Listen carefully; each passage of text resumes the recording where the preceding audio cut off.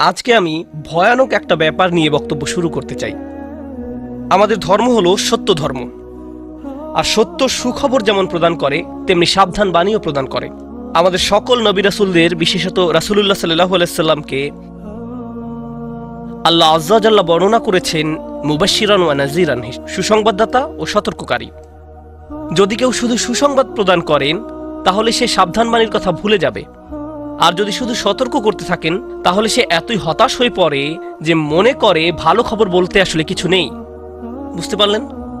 আমি চেষ্টা করেছি এই ভারসাম্য রক্ষা করার। যেহেতু এই মাসটি প্রত্যাশার মাস, তাই আমি সুসংবাদের উপর একটু বেশি জোর দিয়েছি। আল্লাহ আযজা জাল্লার প্রতি আমাদের আশা এবং ভালোবাসা বৃদ্ধি করার চেষ্টা করেছি, কিন্তু এই একই সময়ে এর মাঝে একটা ভারসাম্য থাকতে হবে। যদিও আজকের বক্তব্যের শেষ অংশে আসার খবর আছে, কিন্তু শুরু করছি এমন একটা জায়গা থেকে যা অতটা আশাব্যঞ্জক নয়। দেখুন, আমাদের পূর্বের জাতি বনী ইসরায়েলকে আল্লাহ কিতাব দান করেছেন।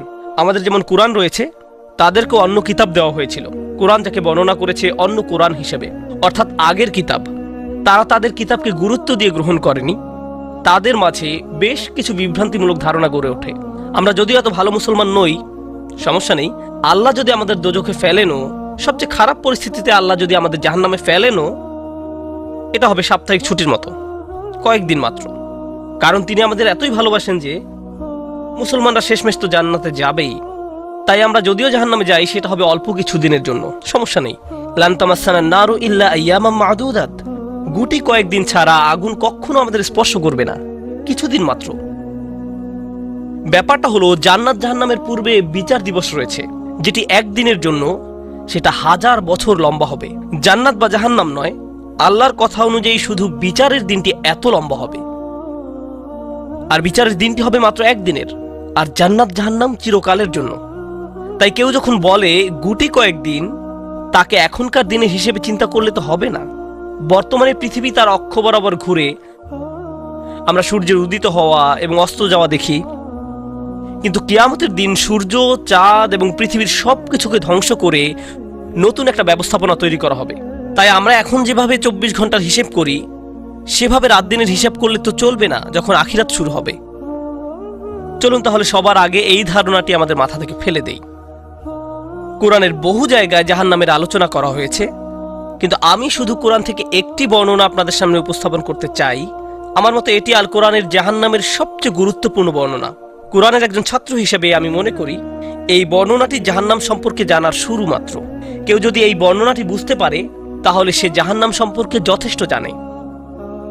আয়াতটি শুরু করা হয়েছে এই কথা বলে, ওয়ালা ইন মাসসাতহুম, এমনকি যদিও। যখন আমরা বাংলায় বলি যদি আমি সেখানে যাই, যদি আমি সেখানে যাই, তাহলে তোমার সাথে দেখা হবে। কিন্তু কেউ যখন বলে যদিও আমি যাই, এর মানে হলো যাওয়ার সম্ভাবনা ক্ষীণ। তাই আয়াতটি যদিও দিয়ে শুরু হওয়ার মাধ্যমে এমন কিছু ঘটার সম্ভাবনা কমিয়ে দিয়েছে। এভাবে বলার মাধ্যমে আল্লাহ কোনো কিছুর উপর জোর কমিয়ে দেন। সহজ কথায় তিনি বাক্যটিকে দুর্বল করে দিচ্ছেন। যদিও, যদিও কি? যদিও মাসসাতহুম, যদিও এটা তাদের স্পর্শ করে। আরবিতে মাসসা অর্থ কোনো কিছু যখন আপনাকে সামান্যতম স্পর্শ করে, যেমন কোনো মাছি যখন কোনো মতে স্পর্শ করে। যদি সেকেন্ডের জন্য স্পর্শ করে তখন তাকে বলা হয় মাস। সুতরাং এটা যদি তাদেরকে কোনো মতে স্পর্শ করে 1 সেকেন্ডের জন্য, মাসসাতহুম। এখন কি তাদের স্পর্শ করে?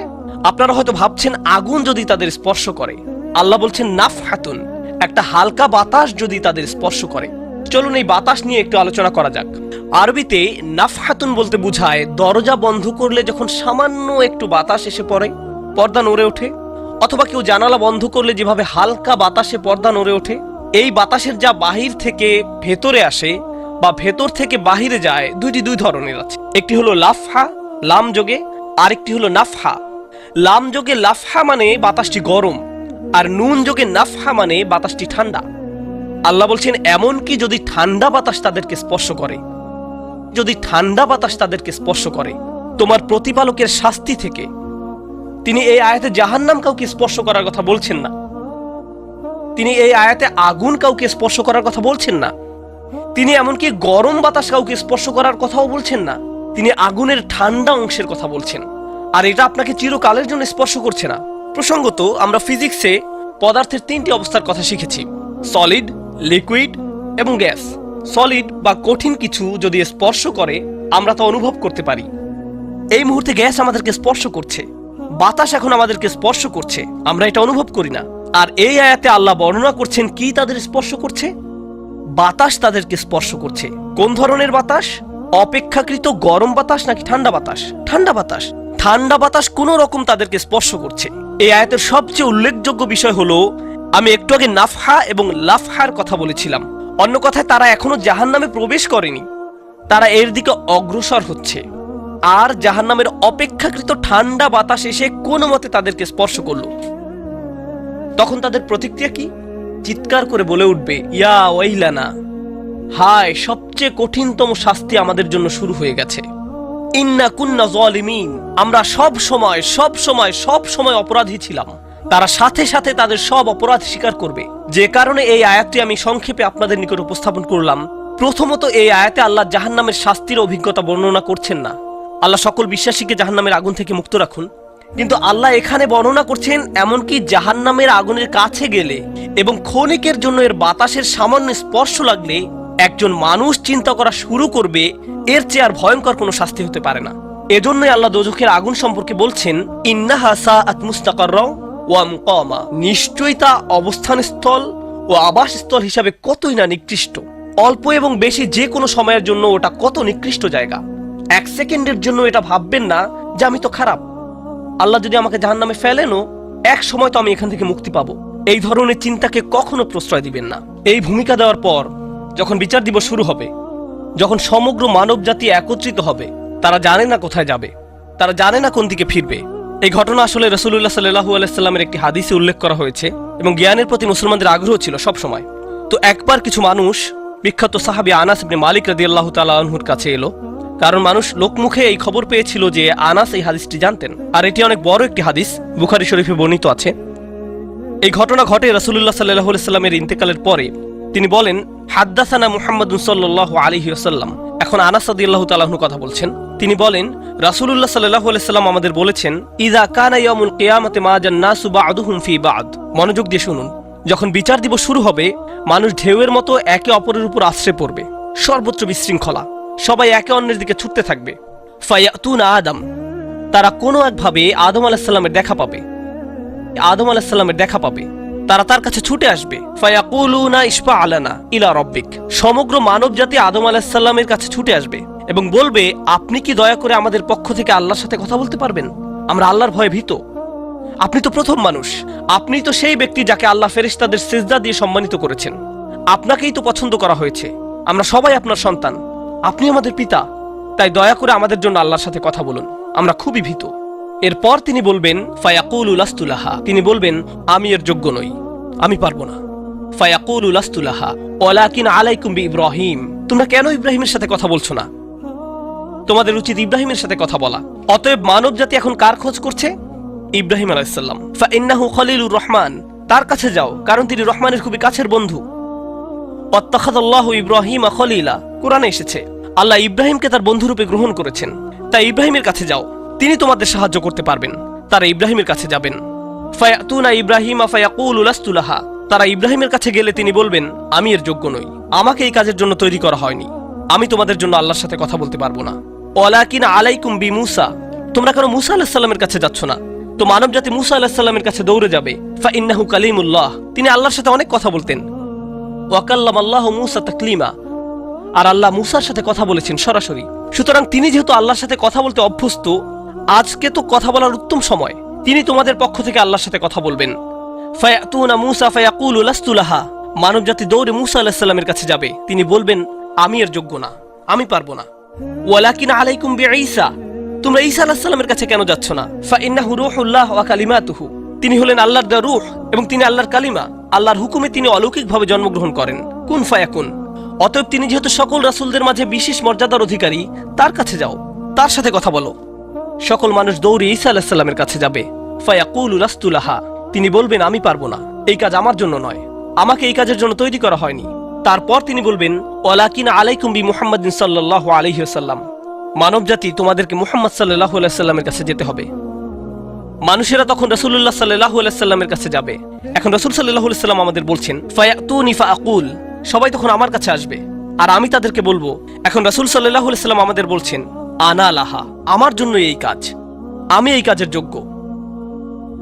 আনা লাহা ফাআস্তাযিনু আলা রাব্বি। প্রসঙ্গত আমি আপনাদেরকে আরো বলার পূর্বে বিচার দিনের একটা দৃশ্য হলো, আল্লাহ বলেন, ইয়াউমা ইয়াকুমুর রূহু ওয়াল মালাইকাতু সাফফান লা ইয়াতাকাল্লামুনা ইল্লা মান আযিনা লাহুর রহমান ওয়া ক্বালা সাওয়াবা। যেদিন রূহ ও ফেরেশতাগণ সারিবদ্ধভাবে দাঁড়াবে, এমন এক সময় থাকবে যখন কেউ কথা বলতে পারবে না। এমন এক ধরনের নীরবতা, এমন নীরবতা বিরাজ করবে যার কথা মানবজাতি কোনোদিন শোনেনি। এমন ধরনের নীরবতার অস্তিত্ব কখনো কোনোদিন ছিল না। সেই রকম পিনপতন নীরবতায় আল্লাহ বলেন, লা ইয়াতাকাল্লামুন, কেউ কথা বলতে পারবে না, ইল্লা মান আযিনা লাহুর রহমান, দয়াময় আল্লাহ যাকে অনুমতি দিবেন সে ব্যতীত। আর তিনি হলেন মুহাম্মদুর রাসূলুল্লাহ সাল্লাল্লাহু আলাইহি সাল্লাম। তিনি এমন সময় আল্লাহর কাছে আসবেন যখন সৃষ্টির কারো একটি শব্দ করার অনুমতি থাকবে না, সৃষ্টির কারো কোনো আওয়াজ শোনা যাবে না। তিনি আল্লাহর সামনে এসে আল্লাহর কাছে কথা বলার অনুমতি চাইবেন।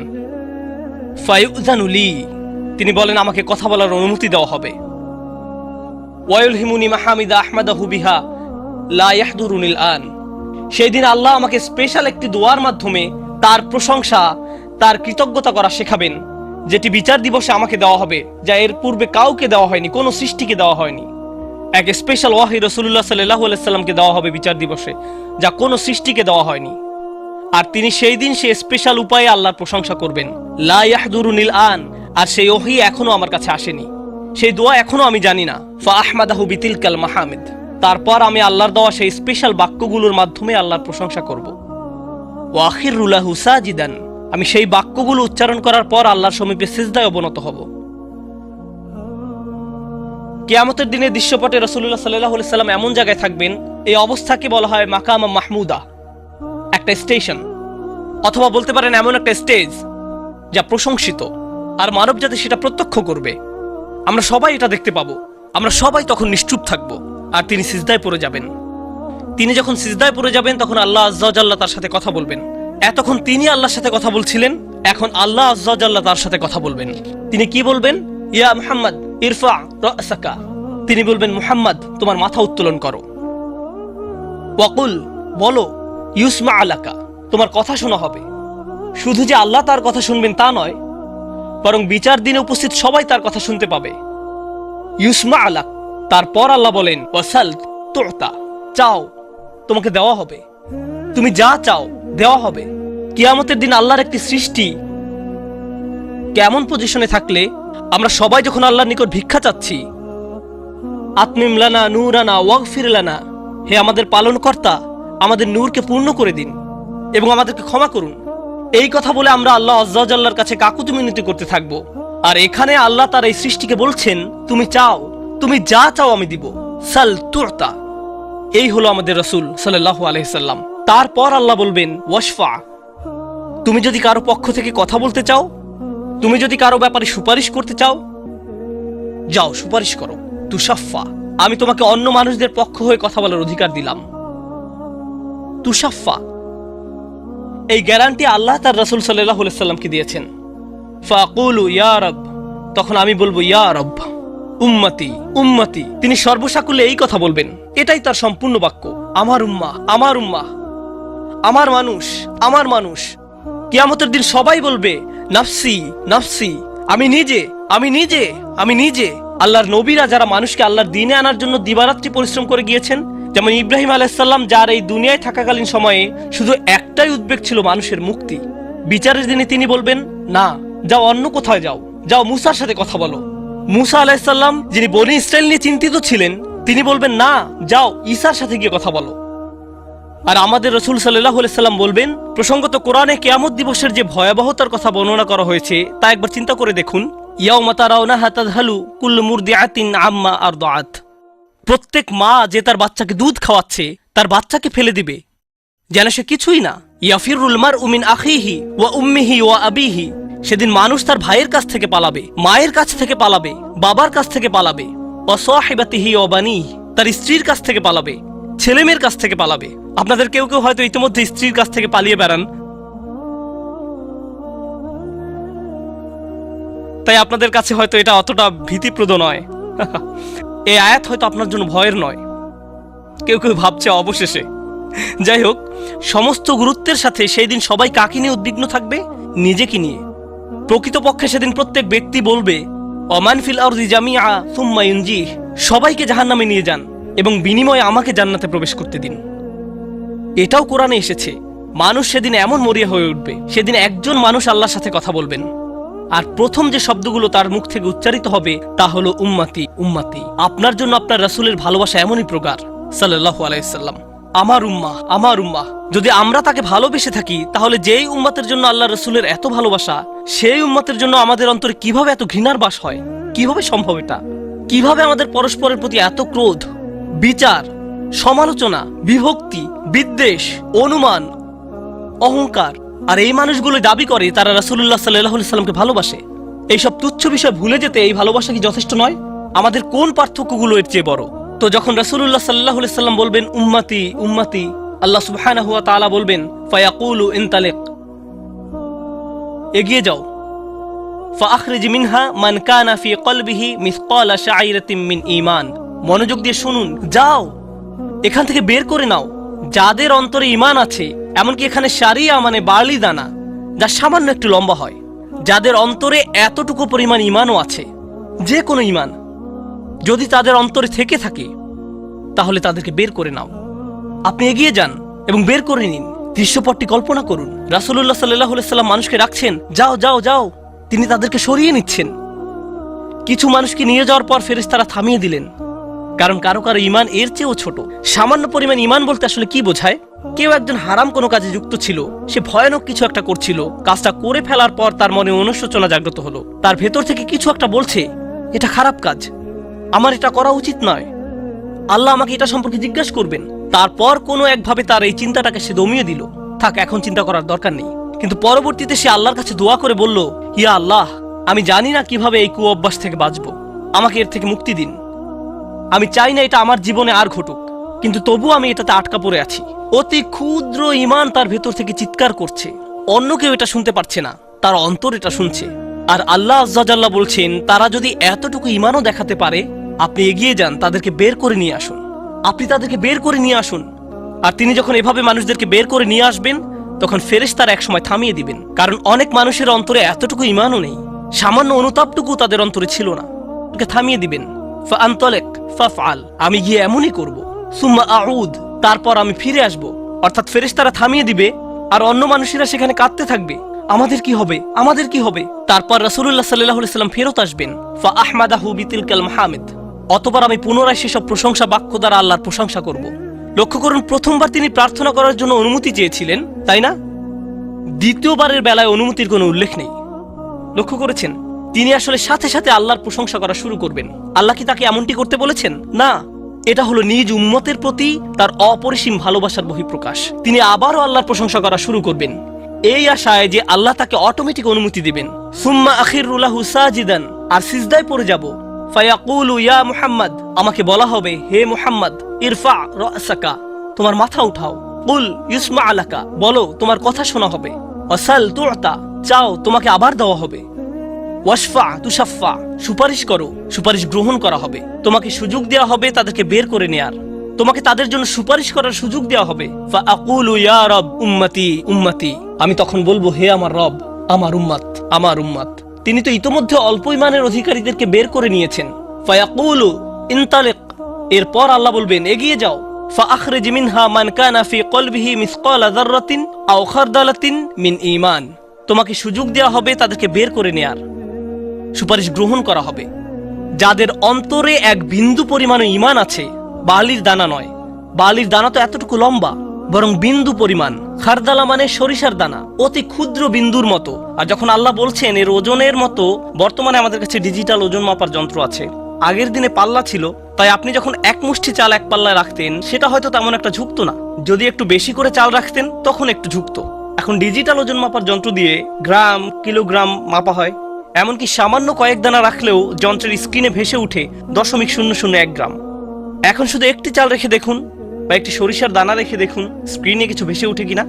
কিছুই হয় না, কিছুই হয় না। আর আল্লাহ বলছেন, আমি তোমার সুপারিশের কারণে রাসূলুল্লাহ সাল্লাল্লাহু আলাইহি সাল্লামের দোয়ার কারণে এমন মানুষদেরকেও মুক্তি দিব যাদের ঈমান এমনকি এই দুনিয়ায়ও মাপা যায় না, এই দুনিয়ায়ও মাপা যায় না। প্রসঙ্গত আপনি যদি একটি দানা খান বুঝতে পারবেন যে কিছু খেয়েছেন, আপনি এমনকি বুঝতেও পারবেন না। এটা হলো এমন ধরনের ঈমান যার আছে এটা সে নিজেও ভালোভাবে বুঝতে পারে না, এমনকি তারা নিজেরাও ঠিকমতো বুঝে উঠতে পারে না যে ঈমান আছে, আর অন্যরা কিভাবে বুঝবে। আর কেউ যদি একটি দানা আহার করে এটা তাদের পুষ্টি সাধনে তেমন কোনো ভূমিকা রাখতে পারে না, এটা শরীরের জন্য যথেষ্ট পরিমাণের খাবার নয়। ঠিক তেমনি যার সরিষার দানা পরিমাণ ঈমান ছিল, সেই ঈমানও একটি ভালো জীবন অতিবাহিত করার জন্য তা যথেষ্ট ছিল না, কিন্তু তাদের অন্তরের কোনো এক জায়গায় একটি ঈমানের বাস ছিল। আল্লাহ বলছেন, তুমি এমন যাদেরকে পাও তাদেরকেও বের করে নিয়ে আসো। ফাখরিজহু ফাআনতালিক, আমি যাব এবং তাই করব। আর এটা বিশাল এক জনগোষ্ঠী যারা আল্লাহর কাছ থেকে দূরে সরেছিল, তাদের ভেতরে একেবারে ক্ষুদ্র কিছু ঈমান ছিল। এরপর তো আর কিছু নেই মনে হচ্ছে, ঘটনা শেষ।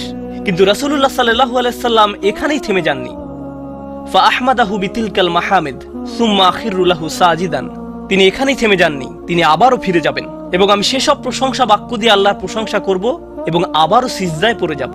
ফায়াকুলু ইয়া মুহাম্মদ ইরফা রাসাকা, আমাকে বলা হবে হে মুহাম্মদ মাথা উঠাও। ওয়াকুল ইসমা আলাকা, বলো তোমার কথা শোনা হবে। ওয়াসাল তুতা, চাও দেয়া হবে।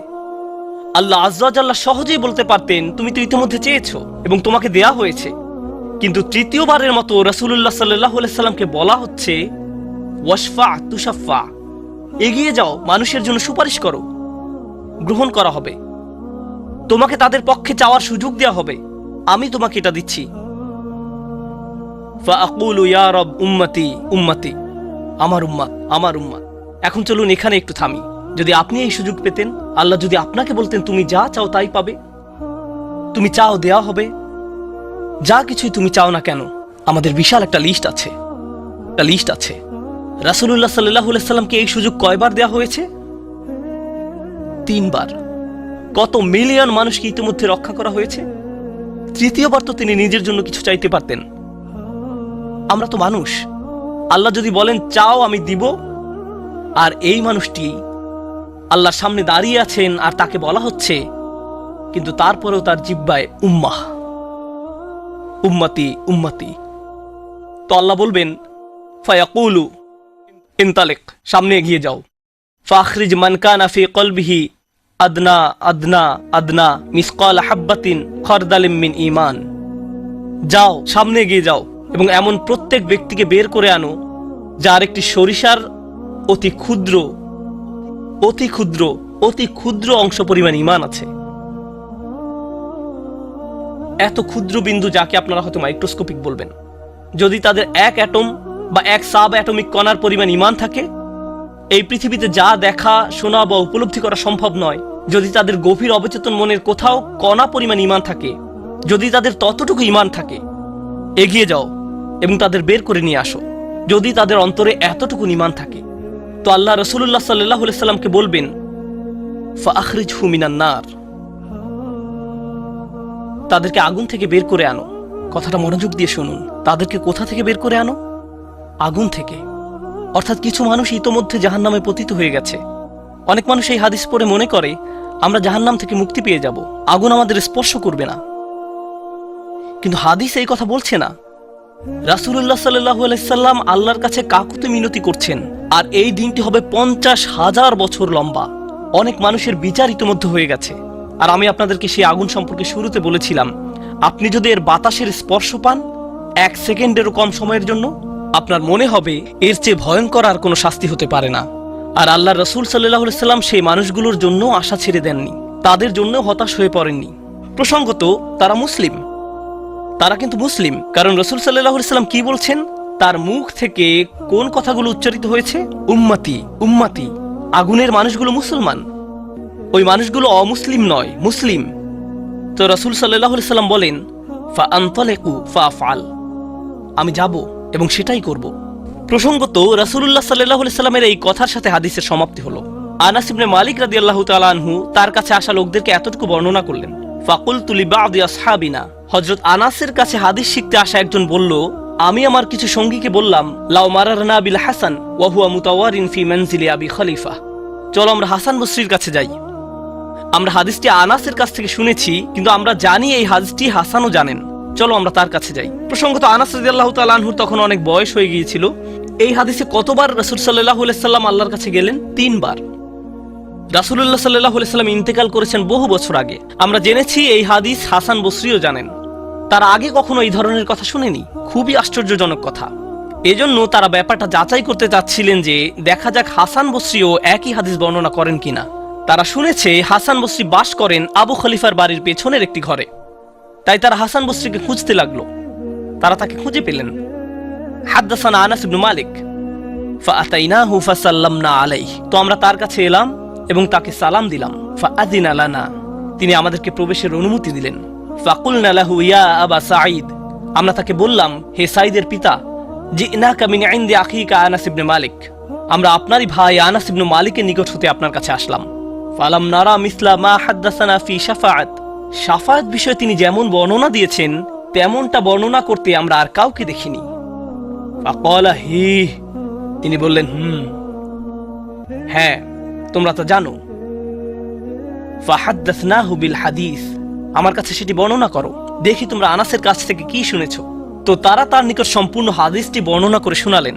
ফাআনতাহা ইলা হাযাল মাওদি', আমরা এই পর্যন্ত অর্থাৎ 3 বার রাসূল সাল্লাল্লাহু আলাইহি সাল্লামের সুপারিশের কথা বলে শেষ করলাম। ফাকালা হি, তিনি বললেন আরো বর্ণনা করো।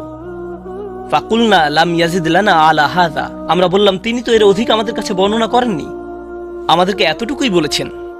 এখন হাসান কথা বলছেন, লাকাদ হাদ্দাসানি ওয়া হুয়া জামিউ মুনযু 20 সানাতান, তিনি অর্থাৎ আনাস আমার কাছে এই হাদিস বর্ণনা করেছেন যখন তিনি তখন যুবক ছিলেন, 20 বছর আগে। কত বছর আগে? 20 বছর আগে। আমি নিশ্চিত না তিনি কি বাকিটুকু ভুলে গেলেন, নাকি তিনি তোমাদেরকে বাকিটুকু বলেননি কারণ তাহলে তোমরা অলস হয়ে পড়বে। ফালা আদ্রি আনাসি আম কারিহা আন তাত্তাকিলু, তিনি এরপর বললেন এই হাদিসের চতুর্থ একটি অংশ আছে, আর আমি নিশ্চিত নই তোমাদের বলা উচিত কিনা, কারণ তার এখন বয়স বেশি হয়েছে, তার স্মরণশক্তি ওইভাবে কাজ করছে না। কিন্তু আমার সন্দেহ তিনি তোমাদের বলেননি কারণ তোমরা এতে অলস হয়ে পড়বে। তারা বলল, ইয়া আবা সাঈদ হাদ্দাসানা, আপনি কি আমাদেরকে এটা বলতে পারেন? আমরা আসলেই জানতে চাই। ফাদহিকা, তিনি হাসতে শুরু করলেন। ফাকালা খুলিকাল ইনসানু আজুলা, তিনি কোরআনের একটি আয়াত উল্লেখ করে বললেন, মানুষকে সৃষ্টি করা হয়েছে তাড়াহুড়া প্রবণ করে। মা যাকারতুহু ইল্লা ওয়া আনা আদরি আন উহাদ্দিসুকুম হাদ্দাসানি কামা হাদ্দাসাকুম বিহি, আমি তো বর্ণনার উদ্দেশ্যেই তোমাদের কাছে বিষয়টি উল্লেখ করলাম। তিনি তাদেরকে উৎসুক করে তুলেছিলেন, আমি তোমাদেরকে বলবো তিনি তোমাদের নিকট যা বলেছেন তা সত্য। হাসান আরো বলেন, রাসূলুল্লাহ সাল্লাল্লাহু আলাইহি সাল্লাম বলেন, এরপর আমি চতুর্থবারের মতো ফিরে আসব। ফা আহমাদাহু বিতিলকাল মাহামিদ, এবং সেসব প্রশংসা বাক্য দিয়ে আল্লাহর প্রশংসা করব, যে বাক্যগুলো আল্লাহ আমাকে দিয়েছেন, যা অন্য কোন সৃষ্টিকে এর পূর্বে দেয়া হয়নি, এবং সিজদায় পড়ে যাব। সুম্মা আখিরু লাহু সাজিদান, তখন বলা হবে, ফায়ুকালু ইয়া মুহাম্মদ ইরফা রাসাকা, হে মুহাম্মদ মাথা উঠাও। ওয়াকুল ইউসমা, বলো তোমার কথা শোনা হবে। ওয়াসাল তুআতা, চাও দেয়া হবে। ওয়াশফা তুশাফা, শাফায়াত করো গ্রহণ করা হবে। এই সময়ে এসে এতটুকুর চেয়ে ছোট ঈমানও আর অবশিষ্ট নেই। সকল সম্ভাব্য ঈমানওয়ালাদের মুক্তি হয়ে গেছে। আদনা আদনা আদনা মিসকাল হাব্বা, সবাই মুক্তি পেয়ে গেছে। ফাআকুলু ইয়া রব ইযান লি ফি মান ক্বালা লা ইলাহা ইল্লাল্লাহ। এখন রাসূলুল্লাহ সাল্লাল্লাহু আলাইহি সাল্লাম বলেননি উম্মতি, এইবার তিনি উম্মতি বলেননি, তিনি বলছেন, হে আমার প্রতিপালক, আমাদেরকে তাদের সম্পর্কে শাফায়াত করার অনুমতি দান করুন যারা বলেছে লা ইলাহা ইল্লাল্লাহ। যে এমনকি এই কথা বলেছে, আচ্ছা ঠিক আছে, আমার মনে হয় একজন সৃষ্টিকর্তা আছেন। একটি কলেজ ক্যাম্পাসে হয়তো একদল ছাত্র মুসলিম ছাত্রদের সাথে আলোচনা করছে, তখন একজন বলল, আচ্ছা ঠিক আছে, দার্শনিক দৃষ্টিকোণ থেকে মেনে নিলাম একজন ঈশ্বর রয়েছেন, ঠিক আছে আমি মানলাম যে একজন ঈশ্বর আছেন। আমি বলছি না যে আমি মুসলিম, যদি উপাসনা করতেই হয় তাহলে শুধু এক ঈশ্বরের উপাসনা করতে হবে। তাদের অন্তরে কোনো অনুভূতি নেই, তারা কারো ইবাদত করছে না, তারা শুধু এই উপসংহারে পৌঁছেছে। প্রসঙ্গত এই ধরনের একটা সাদৃশ্য পাওয়া যায় সূরা হুজরাতের একটা আলোচনায়। আল্লাহ বলছেন, ফাকালাতিল আরাবু আমান্না কুল লাম তুমিনু ওয়ালাকিন কুলু আসলামনা, বেদুইনরা বলে আমরা ঈমান এনেছি, বলো তোমরা ঈমান আনোনি, বরং তোমরা বলো আমরা আনুগত্য স্বীকার করেছি। তোমরা শুধু ইসলামের প্রাথমিক ধারণা গ্রহণ করেছো। ধারণা থাকে এখানে, আর ঈমান কোথায় থাকে? যাদের অন্তরে কিছু ঈমান ছিল তাদের ইতোমধ্যে নেয়া হয়ে গেছে। এখন যাদের মাথায় কিছু ধারণা ছিল যে একজন রব আছেন, তারা কোনোদিন ধর্ম প্র্যাকটিস করেনি, তারা ধর্মীয় কোনো কাজই করেনি, তারা শুধু এই ধারণা মেনে নিয়েছিল যে শুধু একজন প্রভুর উপাসনা করতে হবে। রাসূলুল্লাহ সাল্লাল্লাহু আলাইহি সাল্লাম বলছেন, যে কেউ এই সিদ্ধান্তে আসবে যে কেউ বলবে লা ইলাহা ইল্লাল্লাহ, তার জন্য শাফায়াত করার অনুমতি দান করুন। আল্লাহ বলবেন, ফায়াকুলু ওয়া ইজ্জাতি ওয়া জালালি ওয়া কিবরিয়াই ওয়া আযীমাতি। আল্লাহ বলবেন, আমি আমার কর্তৃত্বের শপথ করছি, আমি আমার স্বীয় গৌরবের শপথ করছি, আমি আমার বরত্বের শপথ করছি, আমি আমার মহত্বের শপথ করছি। লা উখরিজান্না মিনহা মান ক্বালা লা ইলাহা ইল্লাল্লাহ। আমি স্বয়ং অবশ্যই তাদের সবাইকে জাহান্নাম থেকে বের করব যারা বলেছে লা ইলাহা ইল্লাল্লাহ, তোমার এই সুপারিশের কারণে। সাল্লাল্লাহু আলাইহি সাল্লাম।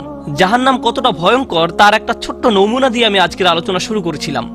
এখন সব শেষে রাসূলুল্লাহ সাল্লাল্লাহু আলাইহি সাল্লাম আমাদের জন্য এই শাফায়াত করছেন। এই হাদিসটি অন্যতম গুরুত্বপূর্ণ একটি হাদিস।